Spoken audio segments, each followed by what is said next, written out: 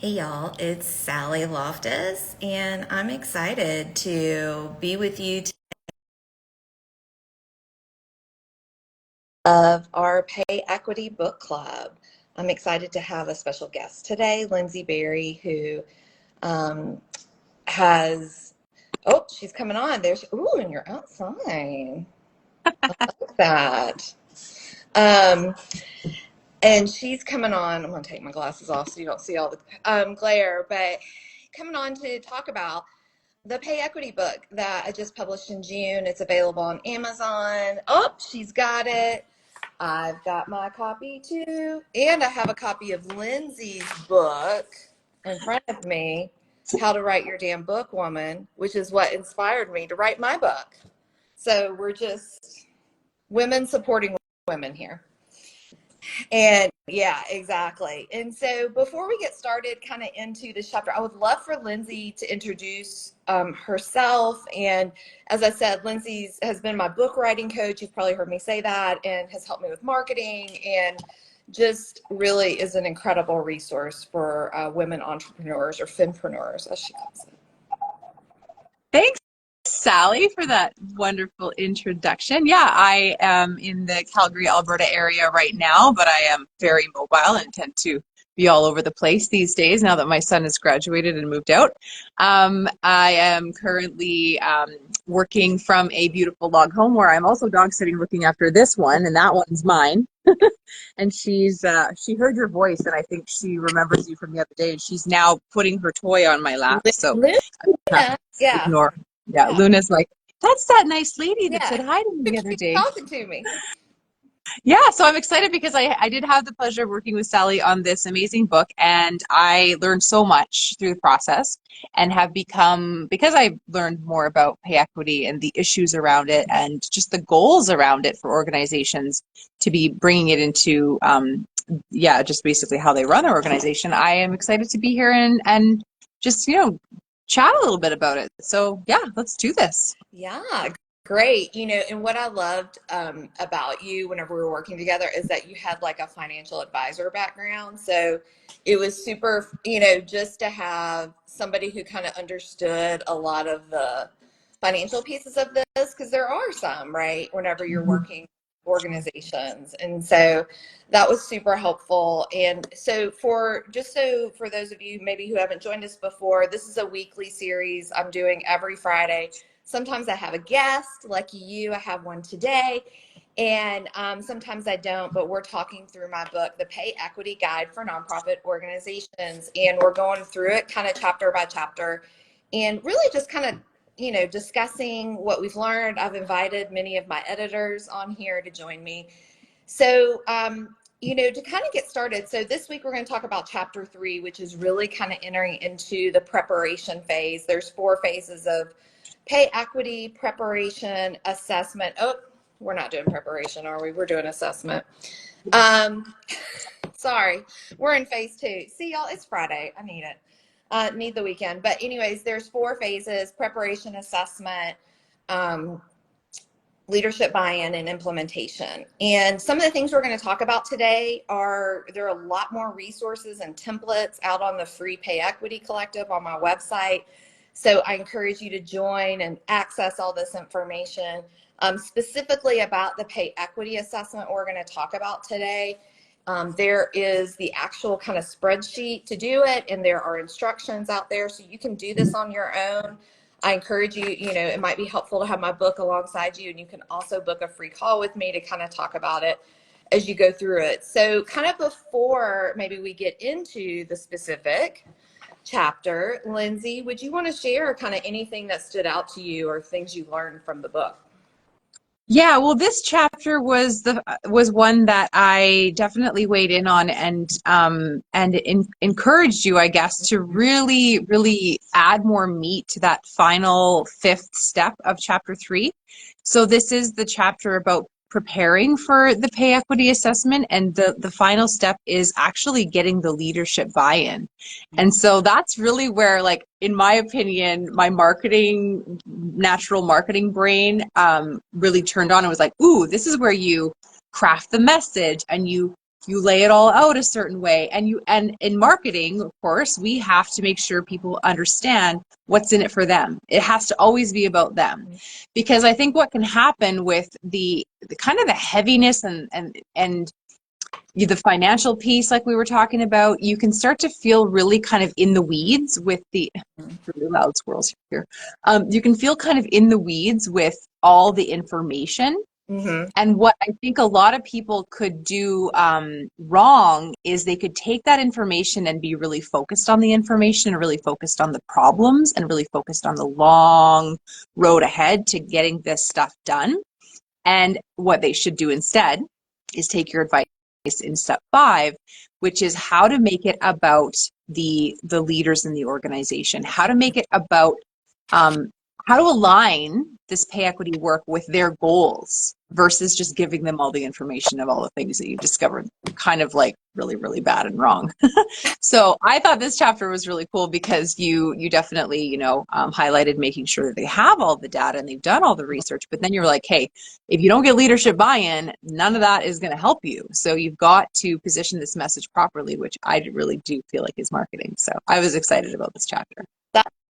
That's awesome. Yeah. I mean, I'm with you. It's, people might look at it on the surface and think, okay, we do leadership buy-in after preparation and assessment. And actually you start with leadership buy-in from the beginning, because so often, what are the first, at least in my experience, what are the first things that leaders are going to ask? How long will this take? How much will it cost? And why should I care? Right. And they might start with, why should I care? And so, kind of in the book, I walk through some examples of like really when you're doing this pay equity work, I think people are scared to do the assessment sometimes because they're scared of what they might find. But if you're doing it well, and of course, I can step in and help you with the coaching around that, you actually are going to find hidden cost in your budget of losing people because of this. Really, there's studies out there that cost about $20,000 every time an employee leaves from lost productivity. And I think that's a little bit low based on how it's calculated. But, if you're having 25-40% turnover, that's a lot of money you're pushing out the door and aren't tracking. And so, yeah, I really appreciate the reason some of this takes so long is because you have to have conversations and really get into that nitty gritty with leadership and talk about it and really present the numbers in a way that makes sense to them, which, there are examples of that in the book. Yeah. So, kind of just thinking about, so this chapter is, I don't think we're on chapter thing, but I'm going to talk about preparation today. That's what I did, is that we're on chapter 3, which is preparing for the journey ahead, right? Okay. I'm like, am I in this right place? Y'all, I've not had COVID, but I have had serious brain fog this week. I think it's all the children transitioning at once in my life, but that's exactly what it is. Yeah, exactly. One thing, so kind of the steps there within preparing, and why do I say prepare before you even get into the assessment, right? Is because one thing is you've really got to understand what your talent landscape is. So what do I mean by that? Is that really kind of who are the people working for you? For instance, where are they going if they leave you? And why are they going to that place? So for instance, this is written specifically for nonprofits, but even if you don't work at a nonprofit, you can get a lot of information out of it. But like, for instance, nonprofits, are now competing with a lot of for-profit organizations, and especially at the kind of entry level. And it's really important to understand that and know that kind of who you're competing against and defining how you want to compete. You may not be able to pay those wages, but you may be able to say, okay, here are some structured pathways for growth. And here's kind of the culture we offer or the benefits we offer that you may not get at other places. So that's why it's really important to kind of do the preparation stuff and kind of understand where your group is located. So I love that Lindsay and I've never met each other in person. Yeah. And it's so cuckoo. And we've worked together for months, and I feel like I could just walk in right where she is and we would just sit down and have coffee. But, just that we talk a lot about kind of similarities and differences in our geographic locations. She's in Calgary, Canada. And, I'm in North Carolina, in the United States. And while we're both are in mountainous areas, she's in a more populated city. than I am and has a few more people and resources than maybe what I have in this rural location. So it's important to understand kind of what is it your employees are having to deal Yeah. with to work for you. Yeah. Yeah. And What do you that's where think? you start with this chapter is getting employee feedback. That's the first part of the research that you want people to do in this book. And I do love the way you organize the steps and the order that you put them in, because yeah, it was really about, based on the research and feedback about the organization that the story that you're telling in the book of an actual case study, Mhm. you identified those three areas that would directly and indirectly have implications on the pay equity work. And one was raising the employee pay to the living wages. And you don't really know how people feel about their pay in comparison to their expenses if you don't talk to them. Like, yeah, you can get the numbers, which you can, you've done, and you recently were in Vegas and you did put those numbers out there, which was really neat.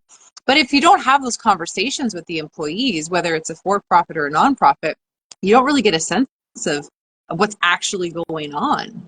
And it's going to look different, geographically, no matter where you are. But you can't just go off the stats and the numbers. You've got to have those conversations, which is where you started in this chapter. Mhm.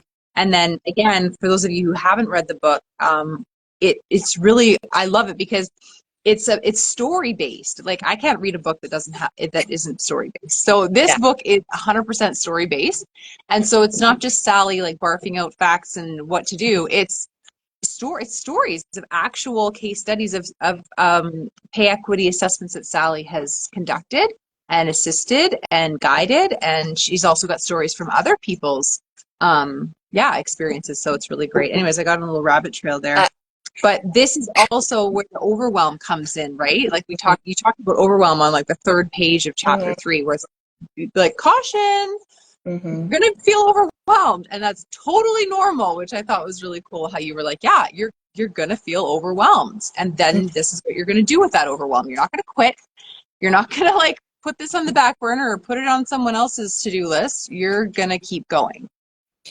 Yeah, I really appreciate that you pulled that out because sometimes when I talk to people about employee feedback, typical reactions are number one, we don't do that at all because we don't have time and resources. It's not necessarily like we don't want to hear from employees, but especially if it's like a small business or smaller, company, they may not have those kinds of resources. Two is that I hear from people and they're like, I don't really want to know. Like, you are trying to tell me that the employees dictate like what it is. I'm like, no, no, no, no, no, no. This, particularly doing the employee feedback, is your first kind of step into normalizing the pay conversations in your organization. And this is just a little baby step, and you'll continue to kind of take those steps along the way. And sometimes when I work with groups, that's where we start. Like, they're not even ready to go into the assessment phase. They just need to literally kind of, especially if they're not like, a fire happening, some kind of, super pain Mhm. point fix immediately. But, sometimes we start there and just like, let's talk about employee feedback. How do we build that? Because it's something you're going to want to continue after you do this work. And there is a list of questions that I use in these feedback sessions that you're welcome to use. These are actually what I used in my thesis research in graduate school that I did with this work. And, they're kind of simple and they're very kind of qualitative instead of like rate this, quantitative. So I want to ask Lindsay if you're up for it. The first question is, how do you know you're being paid enough? Yeah. Well, again, I do feel like it's a feeling. Um, I do feel like because of my financial advisor background and because I do have clients that are my financial clients, they work with me for, helping them with financial planning and wrapping their head around what their financial picture looks like. It's very mindset based. It's not as numbers based as we think it is. And that's why I loved what you said about, you can go and look at the cost of living numbers for a certain geographical area. You can compare that to what you're actually paying people in your organization. But how people feel about the answer to that question is most important. And so for me, I feel like I'm being paid enough when I think appreciated, when I feel valuable, when I feel like people really understand the value that I deliver through the work that I do for money. Mhm. And I mean, I'm probably the worst person you could ask that question to because I live so cheap. I am a minimalist to the 10th, 100th degree, whatever that saying is. I don't, uh, I don't do fancy things. I mean, I have friends with boats and fancy things, and I get to enjoy those things when when they invite me along. But I'm not someone that likes to own experiences. I like to rent experiences. So I don't need a lot of money to survive. I I guess yes. So for me, it's more about the people that I'm doing the work for and how they treat me and how appreciated I feel. That's how I feel I'm being paid enough, I think. Yeah, and I realize I'm asking you that whenever you own your own business, right? And kind of work as a consultant and some stuff. But even what I heard in that, Lindsay, are, a couple of things that if you were my client, I would say, that's really interesting. Like, let's think about, like, is Lindsay able to do the best work? The work she enjoys in her job. So that gets into some of the job quality stuff I talk about in this Mhm. chapter. And, are there things that Lindsay doesn't get to do because she's having to do these other things? How can we kind of restructure jobs, in ways that bring out the strengths of people? I think also, like what you were talking about, like the culture of being appreciated. It's so easy to kind of put our heads down and forget to come up and be like, we've got to, talk to our employees, recognize our employees. I worked in reward and recognition for like 10 years at a corporation. And I'm like, I don't know that I've ever had somebody be like, we're recognizing people too much. Yeah, Like, we need to back it down. right. Yeah, So, yeah. I love that. So those are, like, kind of some of the questions. So first is getting employee feedback. Second is kind of researching the cost of living. And if you've ever been to one of my pay equity webinars, which one is available for free in the Pay Equity Collective, is, really talking about people are having very different experiences based on where they live. And of course, Lindsay's in Canada and I talk about the United States, and this one, and even like, the cost of living in Seattle, Washington is like $98,000 a year. The cost of living where I am is like $65,000 a year. So if you employ people in both places, you've got to make a decision on how you're going to pay. And especially a lot more nationwide groups, more remote work. You've got to really kind of have a strategy, for how to deal with that rather than being reactive. Because when you're reactive is when you start getting your pay structures all messed up and people start experiencing salary compression, which is that they can't grow their pay without leaving you. Yeah. And it's just, yeah. And there are a lot of organizations who are in that situation right now. Yeah, and I want to highlight too that you do have that. You mentioned it, but I want to make sure people know Mhm. you have a free employee survey inside the Pay Equity Collective. And so the Pay Equity Collective has two levels. It has the free level that Sally just so graciously creates and, has created and has put a bunch of awesome free stuff in there. And the employee survey is one of those free gifts that are in there. But she also has a paid version of that. So when you go in and you do the free version and you check it out, and then you love it, but you want more, there is more. And I mean, there's obviously other ways to work with Sally as well. But make sure to go and join the free Pay Equity Collective if you haven't already, because Sally has just really beefed it up with so much value and it's free. And yeah. Thank you. You're like my PR agent too, Lindsay. I love it. Well, It's, yeah. I yeah, mean, you're the best yeah. at this. Well, yeah, and that's, yeah, absolutely. There's a lot of resources out there. Why do I put that kind of resource out there? Is because for me, I would love for more and more people, to do this work. And there are some people just buying my book and using the resources online and doing it.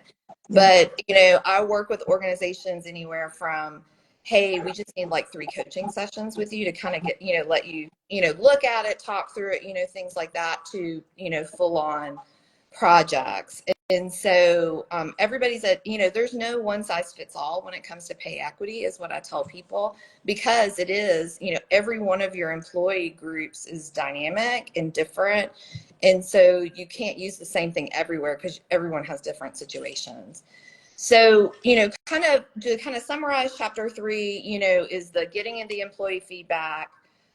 It's researching the cost of living for your area. And I will tell you, in the book, I talk about the Bureau of Labor Statistics for the United States versus the MIT Living Wage Calculator, which I get a lot of questions about that. So you can hear me talk about that or read about what I say in the book. Also understanding again the employee situations of, for instance, like I live in a remote area, so there's less housing. People have to drive for medical specialties an hour away. There's really not many childcare centers. So really kind of understanding some of the things people have to deal with to come to you if they're coming into the office or travel to you, whatever it is. And then the last piece is really reviewing that job quality. And this is where, I'll say there's so many great technologies out there that can do things for us and get people that can increase job quality, right? Like AI. I'm a huge fan of AI.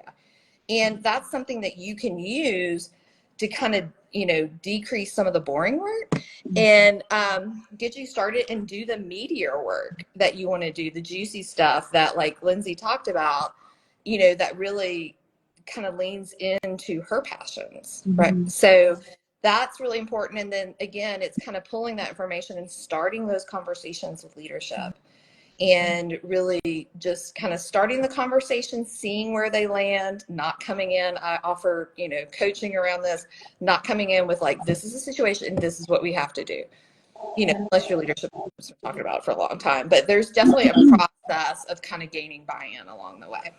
Yeah, yeah, absolutely. Absolutely. I don't have any experience with hiring staff. Like I hire contractors, like, Yeah. One or two a year to, I've had an assistant on and off my whole, life or whatever as a adult with them at my own business. But I do think that it's really important to understand.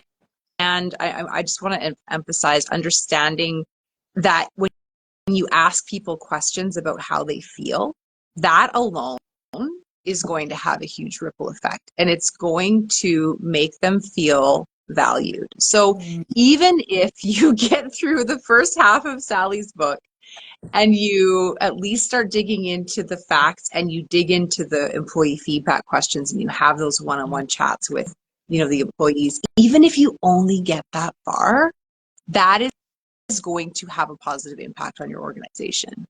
It's just human nature. We want to feel like people are listening to us. How to win friends and influence people. Yeah. It's just like you ask them about themselves. You ask them how they feel.